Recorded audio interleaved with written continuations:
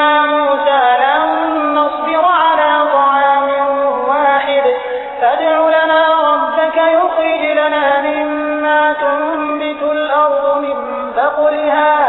من بقلها وقثائها وفومها وعدسها وبصلها قال أتستبدلون الذي هو أدنى بالذي هو خير اهبطوا مصرا فإن لكم ما سألتم وضربت عليهم الذلة والمسكنة وباءوا بغضب من الله ذلك بأنهم كانوا يكفرون بآيات الله ويقتلون النبيين بغير الحق ذلك بما عصوا وكانوا يعتدون۔ اور وہ وقت بھی جب تم نے کہا تھا کہ اے موسیٰ ہم ایک ہی کھانے پر صبر نہیں کر سکتے، لہٰذا ہماری خاطر اپنے پروردگار سے مانگیے کہ وہ ہمارے لیے کچھ وہ چیزیں پیدا کرے جو زمین اگایا کرتی ہے، یعنی زمین کی ترکاریاں، اس کی ککڑیاں، اس کا گندم، اس کی دالیں اور اس کی پیاز۔ موسیٰ نے کہا جو غذا بہتر تھی کیا تم اس کو ایسی چیزوں سے بدلنا چاہتے ہو جو گھٹیا درجے کی ہیں؟ خیر ایک شہر میں جا اترو تو وہاں تمہیں وہ چیزیں مل جائیں گی جو تم نے مانگی ہیں۔ اور ان یہودیوں پر ذلت اور بے کسی کا ٹھپا لگا دیا گیا اور وہ اللہ کا غضب لے کر لوٹے۔ یہ سب اس لیے ہوا کہ وہ اللہ کی آیتوں کا انکار کرتے تھے اور پیغمبروں کو ناحق قتل کر دیتے تھے۔ یہ سب اس لیے ہوا کہ انہوں نے نافرمانی کی اور وہ بے حد زیادتیاں کرتے تھے۔ یہ وہی واقعہ ہے جو اوپر حاشیہ نمبر 45 میں بیان کیا گیا ہے۔ إن الذين آمنوا والذين هادوا والنصارى والصابئين من آمن بالله واليوم الآخر وعمل صالحا فلهم أجرهم عند ربهم ولا خوف عليهم ولا هم يحزنون۔ حق تو یہ ہے کہ جو لوگ بھی خواہ وہ مسلمان ہو یا یہودی یا نصرانی یا صابی اللہ اور آخرت کے دن پر ایمان لے آئیں گے اور نیک عمل کریں گے وہ اپنے پروردگار کے پاس اپنے اجر کے مستحق ہوں گے اور ان کو نہ کوئی خوف ہوگا نہ وہ کسی غم میں مبتلا ہوں گے۔ بنی اسرائیل پر اللہ تعالیٰ کے انعامات اور ان کی نافرمانیوں کے تذکرے کے بیچ میں یہ آیت کریمہ بنی اسرائیل کے ایک باطل گھمنڈ کی تردید کے لیے آئی ہے۔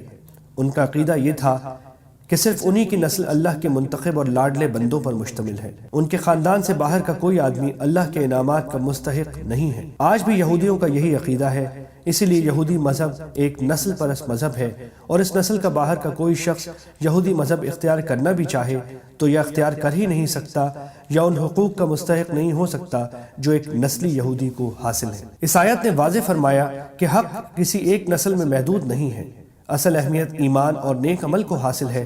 جو شخص بھی اللہ اور آخرت پر ایمان لانے اور عمل صالح کی بنیادی شرطیں پوری کر دے گا، خواہ وہ پہلے کسی بھی مذہب یا نسل سے تعلق رکھتا ہو، اللہ کے نزدیک اجر کا مستحق ہوگا۔ یہودیوں اور نصرانیوں کے علاوہ عرب میں کچھ ستارہ پرست لوگ رہتے تھے جنہیں صابی کہا جاتا تھا، اس لیے ان کا بھی ذکر کیا گیا ہے۔ یہاں یہ بھی واضح رہے کہ اللہ پر ایمان لانے میں اس کے تمام رسولوں پر ایمان لانا بھی داخل ہے، لہٰذا نجات پانے کے لیے رسول اکرم صلی اللہ علیہ وسلم پر ایمان لانا بھی ضروری ہے۔ چنانچہ پیچھے آیت 40-41 میں اسی لیے تمام بنی اسرائیل کو حضرت صلی اللہ علیہ وآلہ وسلم پر ایمان لانے کا حکم دیا گیا۔ وَإِذْ أَخَذْنَا مِيثَاقَكُمْ وَرَفَعْنَا فَوْقَكُمُ الطُّورَ خُذُوا مَا آتَيْنَاكُمْ بِقُوَّةٍ وَاذْكُرُوا مَا فِيهِ لَعَلَّكُمْ تَتَّقُونَ۔ اور وہ وقت یاد کرو جب ہم نے تم سے تورات پر عمل کرنے کا عہد لیا تھا اور کوہ طور کو تمہارے اوپر اٹھا کھڑا کیا تھا کہ جو کتاب ہم نے تمہیں دی ہے اس کو مضبوطی سے تھامو اور اس میں جو کچھ لکھا ہے اس کو یاد رکھو تاکہ تمہیں تقوی حاصل ہو۔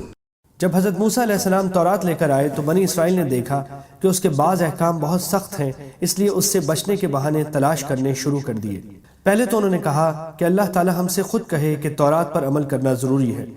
مطالبہ اگرچہ نامعقول تھا مگر ان پر حجت تمام کرنے کے لیے ان میں سے 70 آدمی منتخب کر کے حضرت موسیٰ علیہ السلام کے ساتھ کوہ طور پر بھیجے گئے، جیسا کہ قرآن کریم نے سورہ اعراف میں بیان فرمایا ہے۔ جن کو اللہ تعالیٰ نے براہ راست تورات پر عمل کا حکم دیا، مگر جب یہ واپس لوٹے تو انہوں نے اپنی قوم کے سامنے تصدیق تو کی کہ اللہ تعالیٰ نے تورات پر عمل کا حکم دیا ہے، لیکن ایک بات اپنی طرف سے بڑھا دی کہ اللہ تعالیٰ نے یہ بھی فرمایا ہے کہ جتنا تم سے ہو سکے اتنا عمل کر لینا، لیکن جو نہ ہو سکے وہ ہم معاف کر دیں گے۔ چنانچہ تورات کے جس حکم میں بھی انہیں کچھ مشکل نظر آتی وہ یہ بہانہ تراش لیتے کہ یہ حکم بھی اسی چھوٹ میں داخل ہے۔ اس موقع پر اللہ تعالیٰ نے کوہ طور ان کے سروں پر بلند کر دیا کہ تورات کے تمام احکام کو تسلیم کرو۔ جب انہیں یہ اندیشہ ہوا کہ کہیں پہاڑ ان پر گرا نہ دیا جائے، تب ان لوگوں نے تورات کو ماننے اور اس پر عمل کرنے کا عہد کیا۔ اس آیت میں اسی واقعے کی طرف اشارہ ہے۔ کوہ طور کو ان کے سروں پر بلند کرنے کی یہ صورت بھی ممکن ہے کہ پہاڑ کو اپنی جگہ سے ہٹا کر ان کے سروں پر معلق کر دیا گیا ہو، جیسا کہ حافظ ابن جریر رحمۃ اللہ علیہ نے متعدد تابعین سے نقل کیا ہے، اور ظاہر ہے کہ اللہ تعالیٰ کی قدرت سے یہ کچھ بھی بعید نہیں ہے۔ اور یہ بھی ممکن ہے کہ کوئی اور ایسی صورت فرما دی گئی ہو کہ ان لوگوں کو ایسا محسوس ہو کہ پہاڑ ان پر آ گرے گا، مثلاً کوئی زلزلہ آ گیا ہو جس سے انہیں ایسا لگا ہو کہ پہاڑ گرنے والا ہے۔ چنانچہ سورہ اعراف میں اس واقعے کے بارے میں الفاظ یہ ہیں: وَإِذَا انتَقْنَا الْجَبَلَ فَوْقَهُمْ كَأَنَّهُ ظُلَّةٌ وَظَنُّوا أَنَّهُ وَاقِعٌ بِهِمْ۔ اس میں لفظ نطق استعمال ہوا جس کے معنی لغت میں زور زور سے ہلانے کے آتے ہیں، لہٰذا آیت کا یہ ترجمہ بھی ممکن ہے کہ جب ہم نے پہاڑ کو ان کے اوپر زور سے اس طرح ہلایا کہ ان کو یہ گمان ہوا کہ وہ ان پر گر پڑے گا۔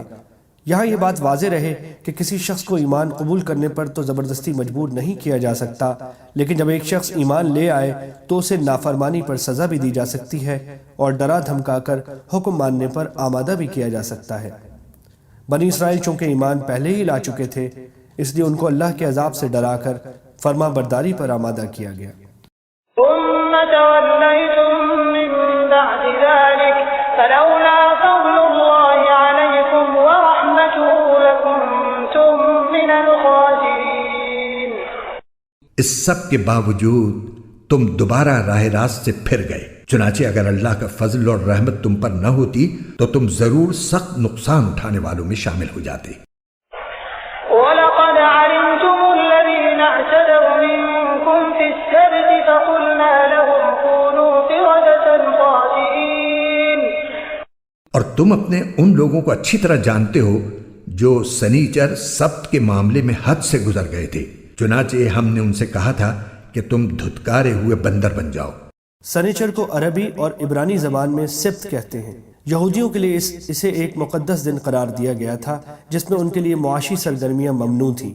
جن یہودیوں کا یہاں ذکر ہے وہ غالباً حضرت داؤد علیہ السلام کے زمانے میں کسی سمندر کے کنارے رہتے تھے اور مچھلیاں پکڑا کرتے تھے۔ سنیچر کے دن مچھلیاں پکڑنا ان کے لیے ناجائز تھا، مگر شروع میں انہوں نے کچھ ہیلے کر کے اس حکم کی خلاف ورزی کرنی چاہی اور پھر کھلم کھلا مچھلیاں پکڑنا شروع کر دی۔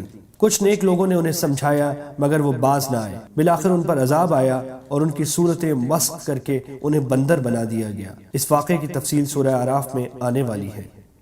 فَجَعَلْنَاهَا نَكَالًا لِمَا بَيْنَ يَدَيْهَا وَمَا خَلْفَهَا وَمَوْعِظَةً لِلْمُتَّقِينَ۔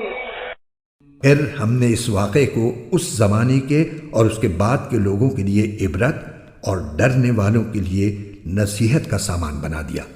وَإِذْ قَالَ مُوسَى لِقَوْمِهِ إِنَّ اللَّهَ يَأْمُرُكُمْ أَن تَذْبَحُوا بَقَرَةً قَالُوا أَتَتَّخِذُنَا هُزُوًا قَالَ أَعُوذُ بِاللَّهِ أَنْ أَكُونَ مِنَ الْجَاهِلِينَ۔ اور وہ وقت یاد کرو جب موسیٰ نے اپنی قوم سے کہا تھا کہ اللہ تمہیں حکم دیتا ہے کہ تم ایک گائے ذبح کرو۔ وہ کہنے لگے کیا آپ ہمارا مذاق بناتے ہیں؟ موسیٰ نے کہا میں اس بات سے اللہ کی پناہ مانگتا ہوں کہ میں ایسے نادانوں میں شامل ہوں جو مذاق میں جھوٹ بولیں۔ جیسا کہ نیچے آیت 72 میں آ رہا ہے، یہ حکم ایک مقتول کا قاتل دریافت کرنے کے لیے دیا گیا تھا، اس لیے بنی اسرائیل نے اس کو مذاق سمجھا کہ گائے ذبح کرنے سے قاتل کیسے معلوم ہوگا۔ قالوا ادع لنا ربك يبين لنا ما هي قال إنه يقول إنها بقرة لا فارض ولا بكر عوان بين ذلك فافعلوا ما تؤمرون۔ انہوں نے کہا کہ آپ اپنے رب سے درخواست کیجئے کہ ہمیں صاف صاف بتائے کہ وہ گائے کیسی ہو۔ اس نے کہا اللہ فرماتا ہے کہ وہ ایسی گائے ہو کہ نہ بہت بوڑھی ہو نہ بالکل بچی، بلکہ ان دونوں کے بیچ بیچ میں ہو۔ بس اب جو حکم تمہیں دیا گیا ہے اس پر عمل کر لو۔ قالوا ادع لنا ربك يبين لنا ما لونها قال إنه يقول إنها بقرة صفراء فاقع لونها تسر الناظرين۔ کہنے لگے آپ اپنے رب سے درخواست کیجئے کہ ہمیں صاف صاف بتائے کہ اس کا رنگ کیسا ہو۔ موسیٰ نے کہا اللہ فرماتا ہے کہ وہ ایسے تیز زرد رنگ کی گائے ہو جو دیکھنے والوں کا دل خوش کر دے۔ قالوا ادع لنا ربك يبين لنا ما هي إن البقرة تشابه علينا وإنا إن شاء الله لمهتدون۔ انہوں نے پھر کہا کہ آپ اپنے رب سے درخواست کیجئے کہ ہمیں صاف صاف بتائے کہ وہ گائے کیسی ہو۔ اس گائے نے تو ہمیں شبے میں ڈال دیا ہے، اور اللہ نے چاہا تو ہم ضرور اس کا پتہ لگا لیں گے۔